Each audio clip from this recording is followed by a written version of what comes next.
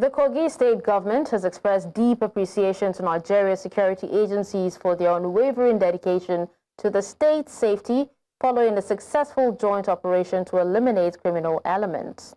Now, to speak more on this and especially on security in Kogi State, I am joined by the State Commissioner for Information and Communications, Kingsley Fanwo. Thank you so much for joining us on the news, Honorable. Thank you very much for having me, and good evening, viewers. Good evening. So let's hear from the horse's mouth.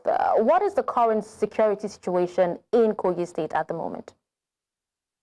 Yes, we have some very disturbing flashpoints in about 4 local government areas in Kogi West, Mopamuro local government area, Kabba, Bunu, Ijumu, and Lokoja local government area. So we had a collaboration with the heads of the security chiefs in the country, and we had a joint force that was able to confront these criminals. And we recorded very huge successes in those operations in the 4 local government areas. All right, now you talked about, collaboration between the Nigerian Army, security forces, Navy, police, DSS, and also NSCDC. How far has the intervention of these security agencies impacted, in keeping the state safe?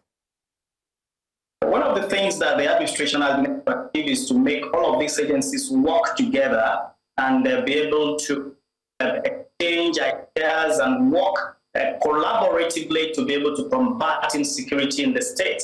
And I would say to a very large extent, we've been able to take out a lot of these criminals. We are recording a very huge success. I do not want to give too much out because it is still an ongoing operation, but I can assure you that we are recording very huge success. Despite the fact that we lost 2 of the security agents, there are a couple of them that were heavily injured. But those that were injured are receiving treatment while we commiserate with the families of the ones that were lost. We also commiserate with the National Security Advisor, who has been a pillar of support in ensuring that we have security in Kogi State. We also want to commiserate with all the service chiefs, and we want to assure them that we will continue to work together until we are able to ensure that Kogi State is safe for all. All right, so you talked about intelligence gathering. What about the residents? How have they been able to collaborate with these security agencies and also to the government to end insecurity in Kogi State?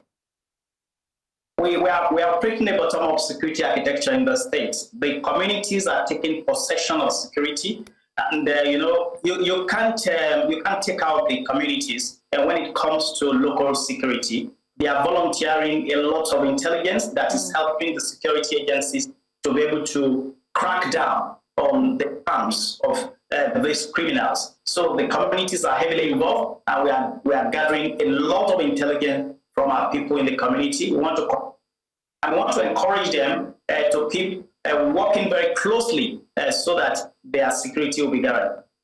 Okay, so what about when it comes to cross-border security, especially the road from Abuja through Kogi, if you're coming to Lagos? That has actually been a flashpoint for years, especially, when it comes to travelers by road and, kidnappings. What is being done? What headway have you actually made as regards securing that area and also cross-border with other states? Yes, we have been able to recalibrate this. We are sharing borders with about 10 other states, including the Federal Capital Territory, and that places a lot of responsibility in terms of ensuring security in the states on us as a government. And I want to assure you that the governor of the state, who is committed to security, is working in collaboration with his neighboring states, with his colleagues in the neighboring states, to ensure that they're able to have cross-border collaboration to be able to combat insecurity in the state. And when you talk about even the road from Kogi to the Federal Capital Territory, you will agree with me the last couple of months, you would see that there is a very drastic reduction in incidents of criminality on that road. It is because there is a very, very robust handshake between the state government and the authorities of the federal capital territory. All right, well, thank you so much, Honorable, for joining us and giving us that update. Thank you very much for having me.